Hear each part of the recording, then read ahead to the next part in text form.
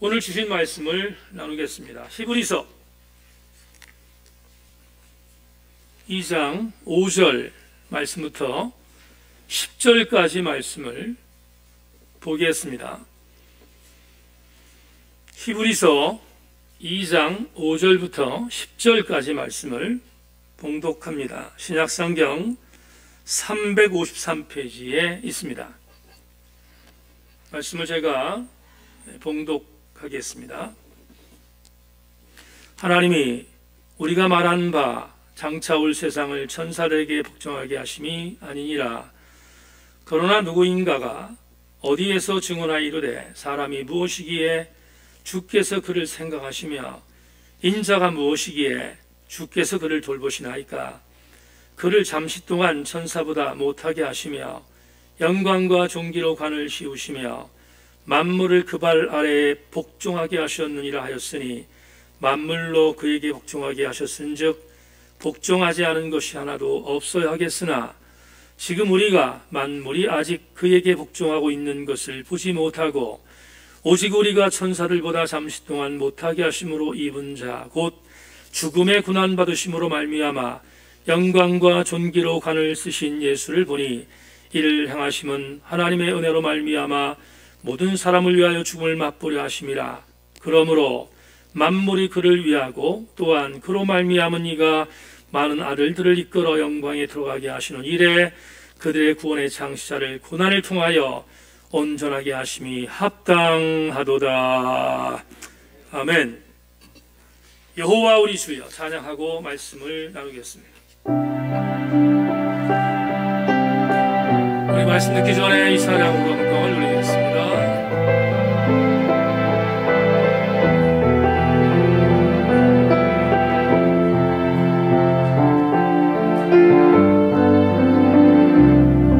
여호와 우리 주여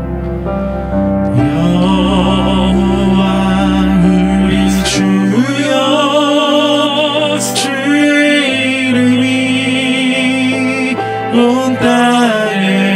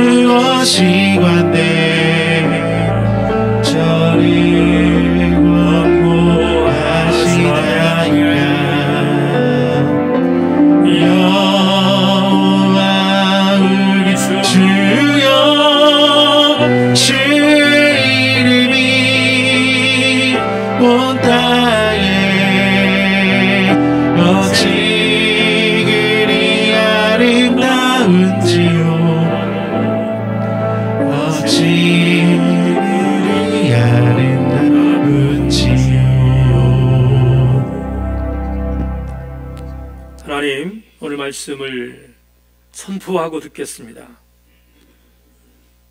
인자가 무엇이가 한데 우리를 권고하시나이까. 고백하는 시편 기자의 고백이 오늘 히브리서의 저자와 더불어 무엇을 권면하는지 함께 느끼고 체울하여 영적 감동을 느끼는 대린절 첫 번째 주일 말씀 되게 하여 주시옵소서. 성령의 도우심을 기대하며 예수 그리스도의 이름으로 기도하옵나이다. 아멘. 한 번 더 인사합니다. 말씀에 기대를 거십시다. 인사하겠습니다.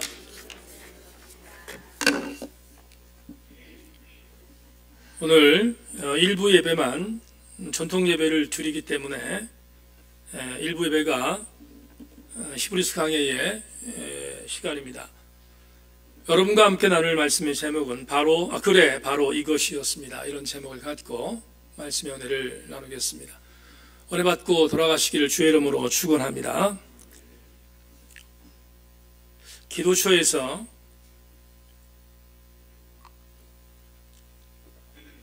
지난 11월 달 진행되었던 다니엘 기도회의 강사로 나온 여러 강사 중에서 우리에게 인기가수로 잘 알려진 이수영 집사님, 우리들 교회를 섬기고 있는데 이수영 집사님의 간증을 듣게 되었습니다.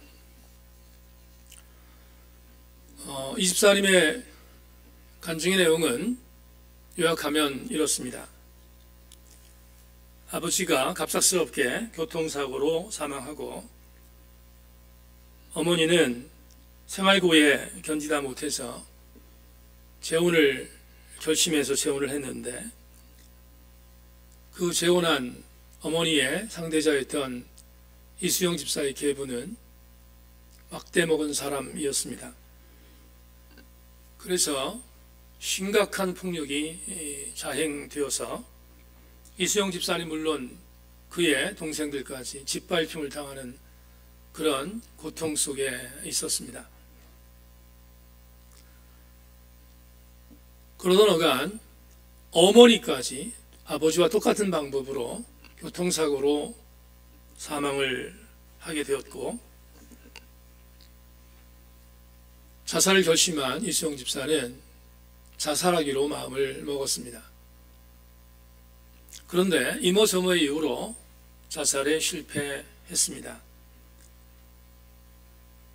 그렇게 어려운 상황이었지만 인기 가수로 등극하게 되었고 수많은 물질을 명예를 얻게 되었습니다.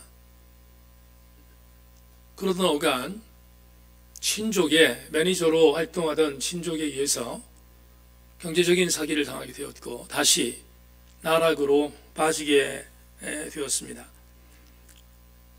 도무지 살 수 있는 지푸라기도 없는 것을 알았던 이수영 집사는 또다시 자살을 결심합니다. 그런데 그때도 여러 가지 이유 때문에 자살을 실패합니다. 그렇게 간증을 토로하던 이수영 집사가 막판에 이런 고백을 합니다. 이수영 집사의 간증을 글로 한번 간단히 적어봤습니다. 아버지, 어머니가 내 곁을 떠났을 때 나는 하나님을 너무 많이 원망했는데 그때도 하나님은 내 곁에 계셨습니다. 계부의 폭력이 견딜 수 없을 만큼 잔악한 형태로 다가와 죽으려 했던 그때도 주님은 내 손을 놓지 않으셨습니다. 경제적인 사기를 당하여 살 수망이 끊어졌을 때 하나님은 제 곁을 떠나지 않으셨습니다. 이 부분에서 이수영 집사가 불끈하며 말했던 것이 있습니다. 하나님은 오르셨습니다. 나는 하나님의 손을 수없이 놓으려 했지만 그때마다 하나님은 더 강력하게 나의 손을 붙드셨습니다. 그녀의 간증을 듣다가 기도처에서 울컥했습니다. 왜 울컥했을까? 그녀를 끝까지 떠나시지 않았던 하나님, 그분이 나의 하나님이라는 감정이입은 물론이거니와 이수영 집사를 한 번도 떠나지 않으셨던 그 하나님은 오늘 나도 떠나지 않는다는 감동 때문에 울컥했습니다.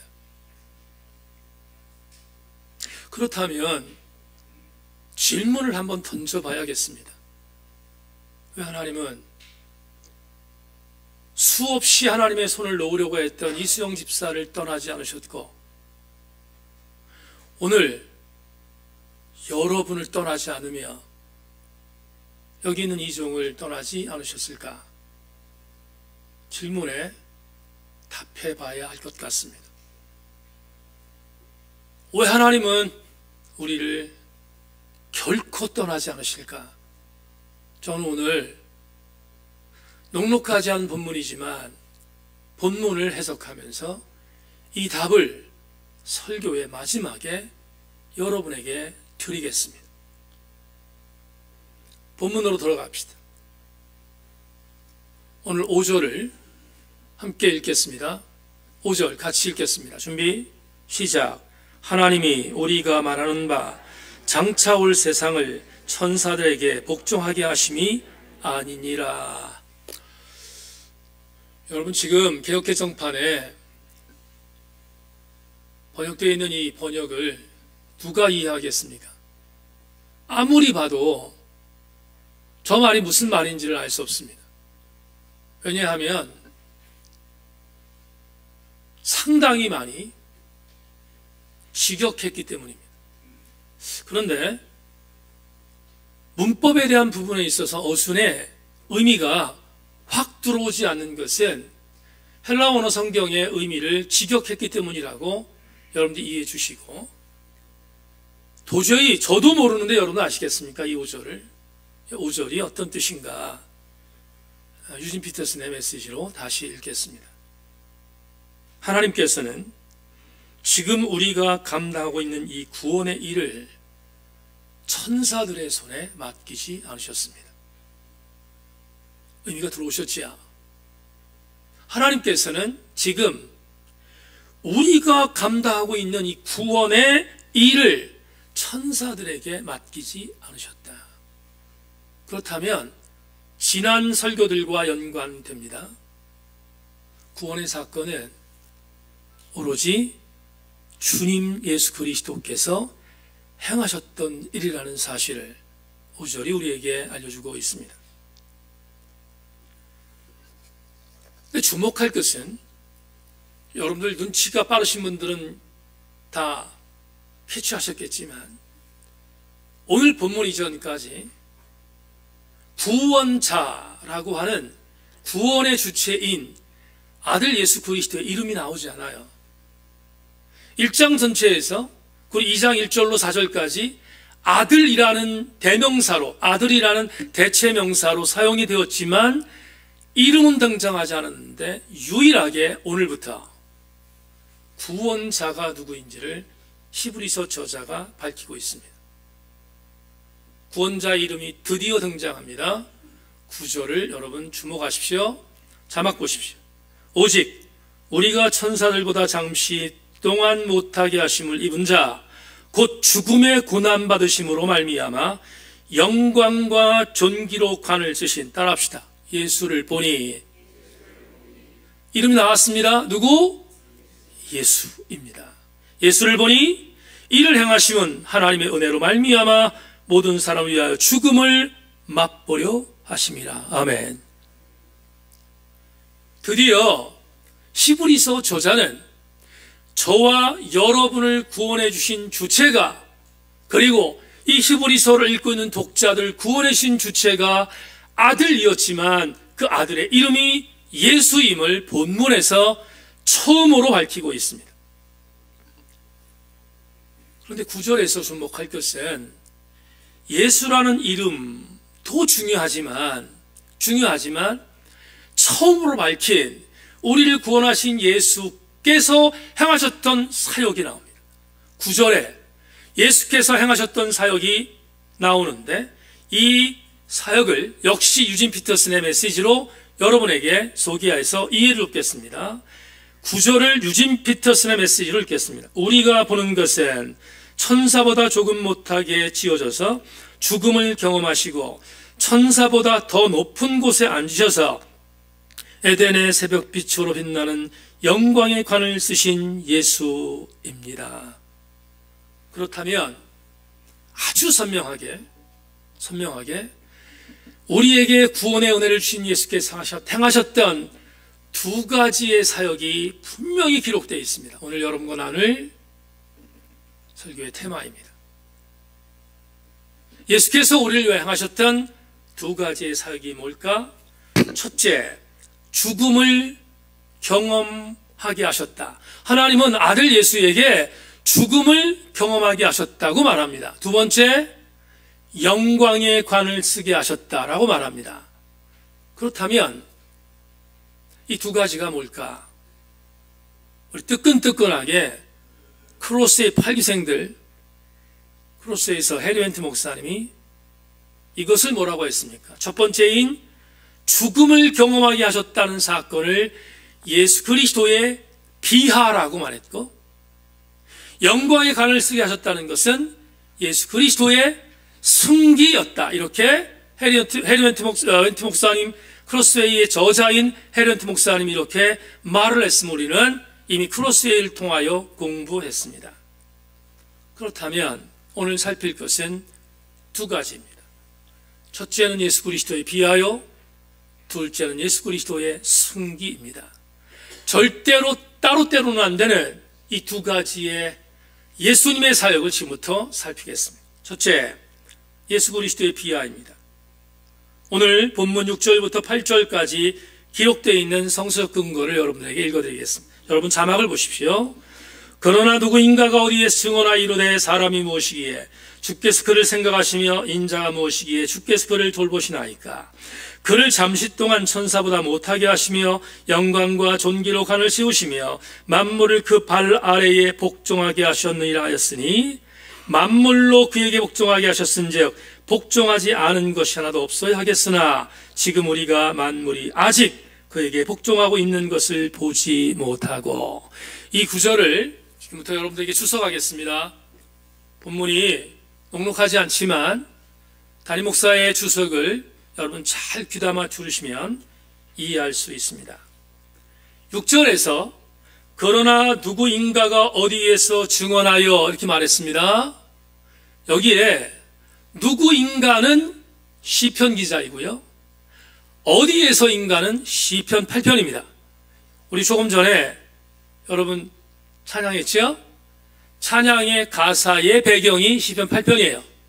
그러니까 시편 8편을 시브리서 저자가 오늘 인용한 것입니다. 6절에서 다시 그러나 누구인가가 시편 8편의 저자입니다. 어디에서? 시편 8편입니다. 뭐라고 말했는가? 이렇게 말합니다. 사람이 무엇이게 쭉 나옵니다. 자, 그런데 그 시편 6편, 오늘 본문에 있는 6절부터 8절까지의 말씀의 근거가 시편 8편 4절 5절에 있어요. 시편 8편 4절로 5절, 오늘 히브리서 저자가 인용한 구절을 여러분들에게 읽어드리겠습니다. 원전이겠죠. 원래 기록되어 있는 내용입니다. 다시 자막을 보십시오. 사람이 무엇이기에 주께서 그를 생각하시며 인자가 무엇이기에 주께서 그를 돌보시나이까. 그를 하나님보다 조금 못하게 하시고 영화와 존귀로 관을 씌우셨나이다. 이제 여기 지금 노란대로 기록되어 있는 이 구절을 설명하겠습니다. 시편 8편의 저자는 사람과 인자를 소개합니다. 그런데 시편 8편에 기록되어 있는 사람과 인자는 여기는 이강동 목사 그리고 예배를 드린 여러분과 같은 사람입니다. 말 그대로 사람이에요. 인자 역시 마찬가지 사람을 의미하는 단어입니다.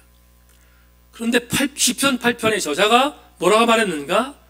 사람과 인자는 대단히 소중한 존재라고 말합니다. 이유는 하나님께서 돌보시는 존재이기 때문이라고 우리에게 적시하고 있습니다.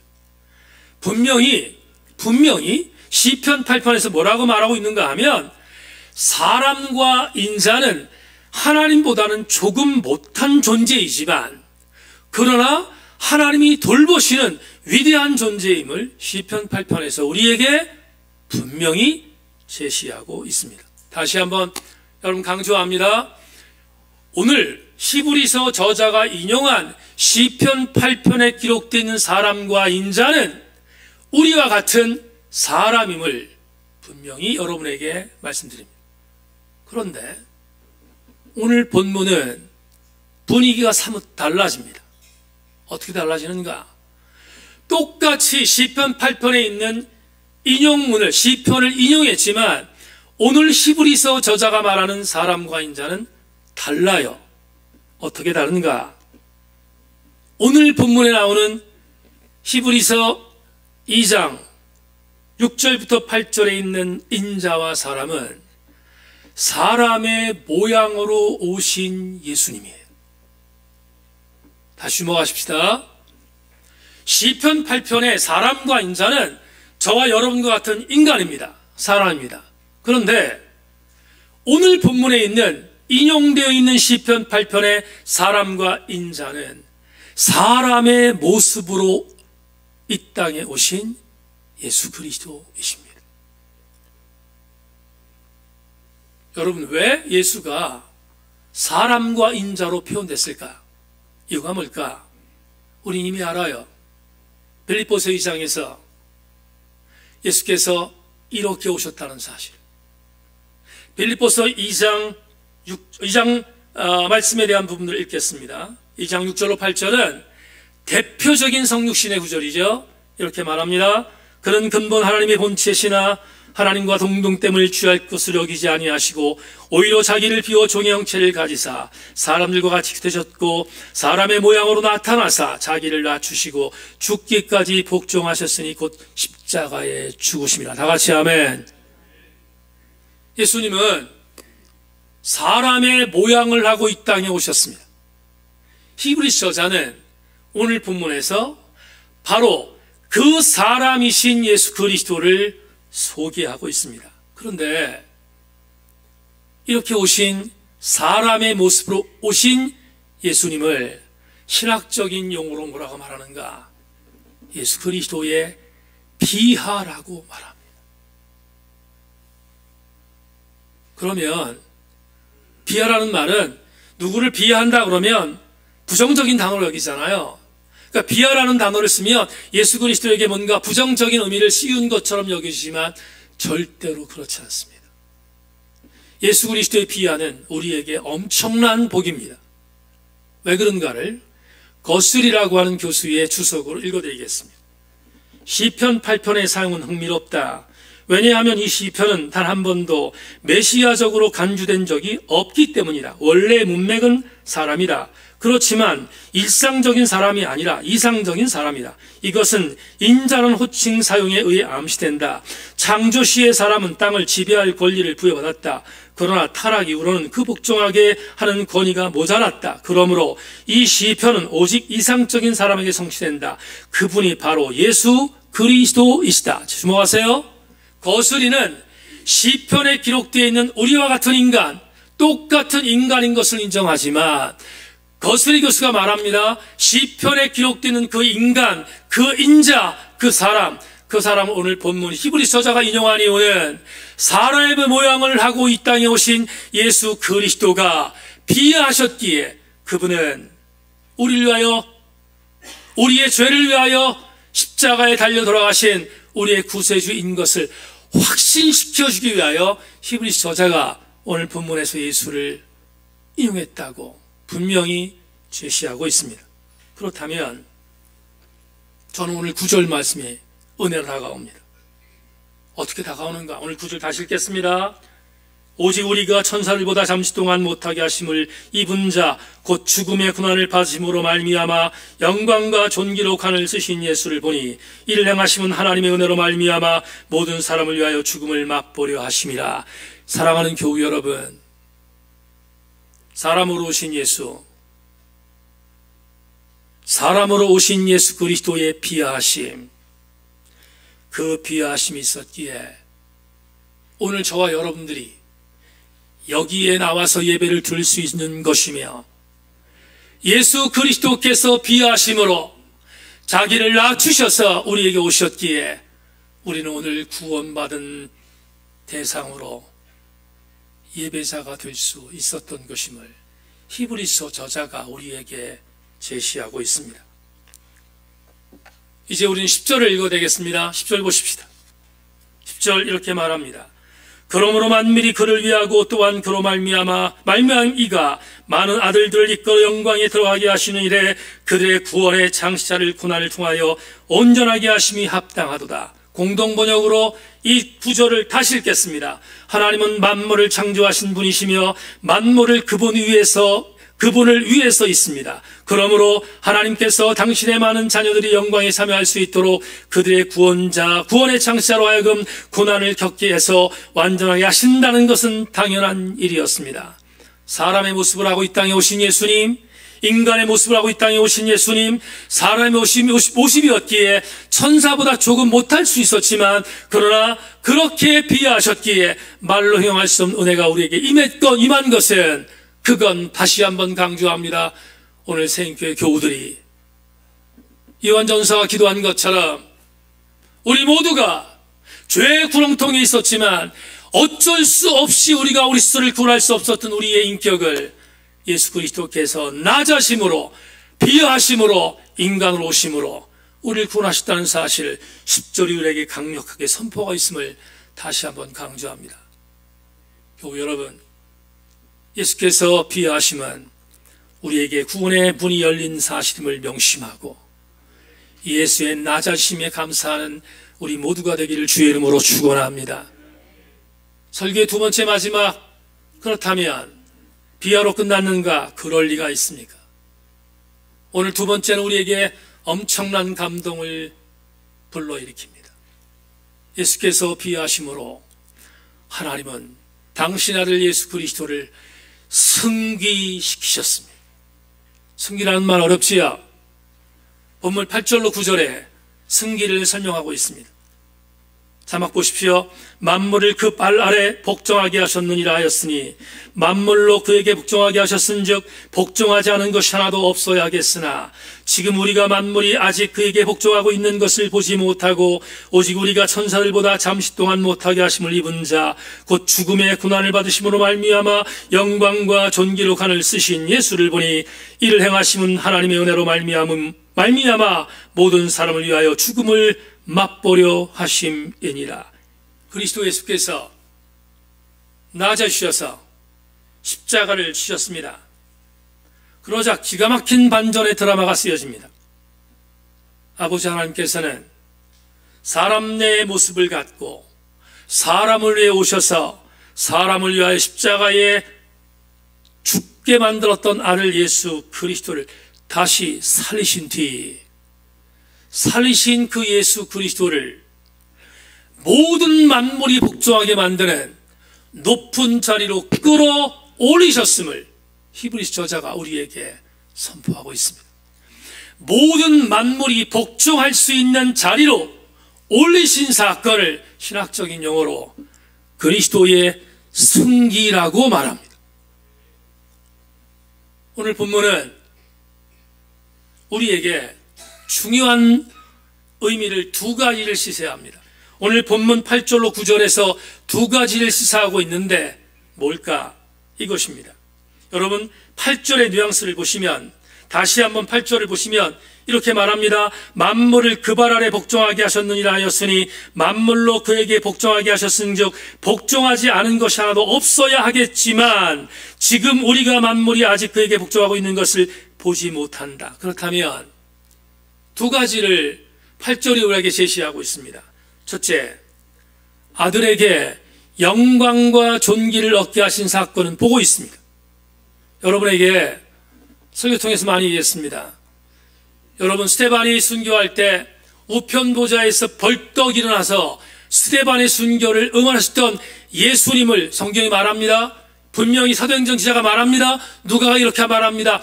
예수께서 일어서신 것을 보았다 이렇게 말하고 있어요. 보았다. 우리도 예수 그리스도를 보고 있어요. 어떻게 보고 있는가?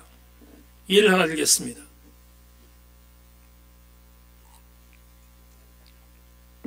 기도처에서 내년 2022년 목회 계획을 세우는데 갑갑했습니다. 왜 갑갑했는가 하면 당장 내일부터 대강절 20일 기도회를 계획했습니다. 영적으로 성령께서 조명을 주셔서 계획했습니다. 그런데 오미크론이라고 하는 것이 발생해서 전 세계를 공포로 몰아넣고 있다는 그런 뉴스를 들었습니다. 목회자가 어떤 사역을 감당할 때 그 사역의 감당은 절대로 우연으로 하지 않습니다. 특별히 저는 그래요. 다른 목회자는 어떤지 모르지만 어떤 사역을 감당할 때 그 사역에 대한 부분에 조명함이 없으면 절대로 하지 않습니다. 그런데 기도처에서 기도를 하고 목회 계획을 세우는 날, 하나님 2022년 어떤 사역을 감당해야 할까요? 그걸 하나님께 기도하고 또 기도하고 엎드렸어요. 그런데 주께서 저에게 이렇게 강력하게 조명하셨어요. 오늘 목양터 이야기 나가기 있었지만 그냥 걸어라. 여러분들은 그냥 걸으라는 이 말에 대해서 목사님 너무 자기적인 어떤 그런 해석 아닙니까? 생각할지 모르지만 목사가 감히 강단에서 어떻게 자기적인 걸 말할 수 있겠어요? 기도하는 가운데 2022년 사역에 대한 부분에 있어서 고민을 갖고 기도하는 간에 그냥 걸어라. 저에게는 조명이었어요. 2022년 그냥 걷겠습니다. 제가 고백할 수 있었던 것은 그 순간 저에게 조명하신 하나님의 영광을 그 순간 보았기 때문입니다. 오늘 우리는 우리 현장에서 주님이 나를 위하여 일하심을 영적인 분별력이 있는 사람들은 보고 있어요. 오늘 본문에서 말하고 있습니다. 우리가 지금 보고 있는 것이 있어요. 영광과 존귀를 받으실 수 있는 하나님의 아들 예수 그리스도를 영적으로 깨어있는 자든 얼마든지 볼 수 있음을 히브리서 저자가 말합니다. 그런데 두 번째는 미완성입니다. 어떤 게 미완성인가? 본문 분명히 말합니다.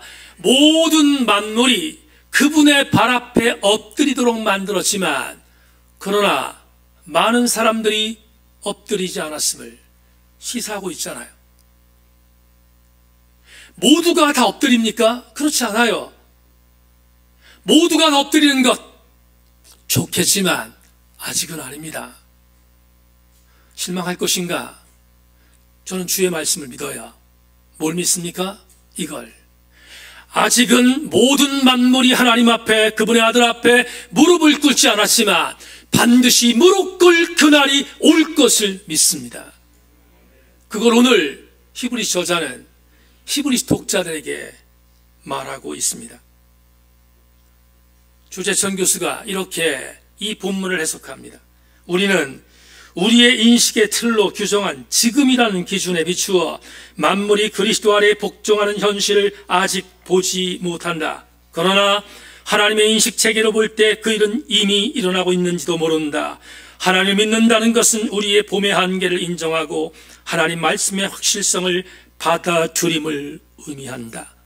지금을 살고 있는 교우 여러분, 지금 모든 만물이 아직은 예수 그리스도를 거부하는 자들도 있으며 무릎 꿇고 있지 않은 자들도 있지만 지금을 살고 있는 우리는 미래를 볼 수 있는 동시성을 살고 있기에 우리는 반드시 그날이 되면, 반드시 그날이 오면 모든 만물들이 그분의 발 앞에 무릎 꿇을 수 있는 날이 올 것을 믿고 달려가고 있는 것입니다. 이것은 바로 우리의 믿음이요 우리의 소망입니다. 그러므로 이 신앙의 고백을 이미 알았던 존 스타트 목사는 본인의 책에서 이렇게 위대한 고백을 합니다. 이것이 끝이 아니다. 그리스도는 모든 정사와 권세로 높임을 받으셨고 만물은 장차 그분의 발 아래 놓일 것이다. 그분의 모든 원수들이 아직은 패배를 자인하거나 그분께 통하지 않았다. 하지만 그분이 영광 가운데 나타나시고 죽은 자들이 일어날 때 이렇게 하실 것이다. 고린도전서 15장 24절로 26절을 이루실 것이다. 그 후에는 마지막이니 그가 모든 통치와 모든 권세와 능력을 멸하시고 나라를 아버지 하나님께 바칠 때라. 그가 모든 원수를 그 발 아래 둘 때까지 반드시 왕노하시리니 맨 나중에 멸망을 받을 원수는 사망이니라. 오늘 대강절 첫 번째 주일에 나오신 교우 여러분, 주님은 영광과 존경을 존귀를 받으시며 오늘도 살아계시는 줄로 믿으며 그분은 모든 만물이 그분 앞에 복종할 그날을 향하여 준비하고 있음을 명심하고, 대강절은 아기 예수 그리스도를 우리가 다시 한번 우리의 심령 안에 모시는 귀한 절기일 것을 기억하며 대강절 첫 번째 주일, 그래서 주님이 이렇게 하셨구나 하는 믿음을 갖고 승리하는 우리 모든 성도들 되기를 주의 이름으로 축원합니다. 말씀 맺겠습니다. 결론이 뭘까? 이것입니다. 예수님은 당신을 비하하셨기에 승기의 영광에 도달할 수 있었다는 감동이 오늘 대강절 첫 번째 주일에 주시는 은혜입니다. 다시 한 번만 크로스의 팔기와 크로스를 공부하신 분 기억을 더듬으십시다. 우리 오늘 예배 때도 고백했습니다. 사도신경 세 파트입니다. 사도신경은 세 파트입니다. 첫 번째 파트, 믿음의 주체가 누구인가를 고백하고 있습니다. 전능하사 전지를 만드신 하나님 아버지를 내가 믿사오니 그 외아들 우리 주 예수 그리스도를 믿습니다는 믿음의 주체에 대한 고백이며, 두 번째, 오늘 설교했어요. 예수 그리스도의 비하입니다. 이는 성령으로 잉태하사 동정녀 마리에게 나시고 본디오 빌라도에게 고난을 받으사 십자가에 못 박혀 죽으시고 장사되었다는 비하입니다. 그러나 사도신경은 여기서 끝나지 않아요. 사도신경은 여기서 머물지 않아요. 이 비하 끝에 있었던 능력이 사도신경의 세 번째 파트입니다. 사흘 만에 죽은 자 가운데서 다시 살아나시며 하늘에 오르사 전능하신 하나님 우편에 앉아 계시다가 저리로서 산 자와 죽은 자를 심판하러 오실 것임을 믿습니다. 이게 바로 예수 그리스도의 승기입니다. 우리는 오늘 이렇게 결론을 맺을 수 있습니다. 설교의 서두에 이수영 집사님 간증을 들려드렸습니다. 질문했습니다. 어떻게? 왜 하나님은 이수영 집사를 떠나지 않으셨을까? 또 한번 질문합니다. 왜 하나님은 저 여러분들을 떠나지 않으실까? 오늘 본문 해석을 통하여 답할 수 있습니다. 이수영 집사, 세인교회 교우 여러분, 그리고 여기에 있는 이강동 목사를 위하여 예수께서 피하셔서 나에게 오셔서 나를 위하여 십자가에 못 박혀 죽으시는 은혜를 주셨기에 절대로 떠나지 않으십니다. 또 한 가지, 왜 떠나지 않는가? 나를 위하여 비하신 예수 그리스도이시기에 내가 마지막 날 예수 그리스도께서 이 땅에 다시 오실 때 온전한 구원의 완성을 경험하도록 만드시기 위하여 주님은 절대로 떠나지 않으십니다. 대림절이 시작되었습니다. 우리는 무엇을 해야 할 것인가? 저와 여러분들은 무엇을 해야 할 것인가? 권면합니다. 대림절 기간 동안 나를 위하여 피하셨고 나를 위하여 승리하셨던 주님을 생각하며 그분께 엎드리십시다. 그분께 엎드리는 대림절 되어지기를 주님의 이름으로 권면합니다. 하나님 감사합니다. 오늘 대림절 첫 번째 주일을 맞이하여 주의 말씀을 나누었습니다. 가장 존귀하셨던 자리를 박차고 가장 낮은 자의 모습으로 이 땅에 오셨기에 나를 붙들어 주실 수 있었고 지금도 붙들어 주실 수 있음을 분명히 믿습니다. 우리 모든 교우들마다 그래 바로 이것이었구나, 이 은혜가 우리 모든 교우들 전체를 휘감게 하여 주시옵소서. 예수 그리스도의 이름으로 기도 올리옵나이다. 아멘.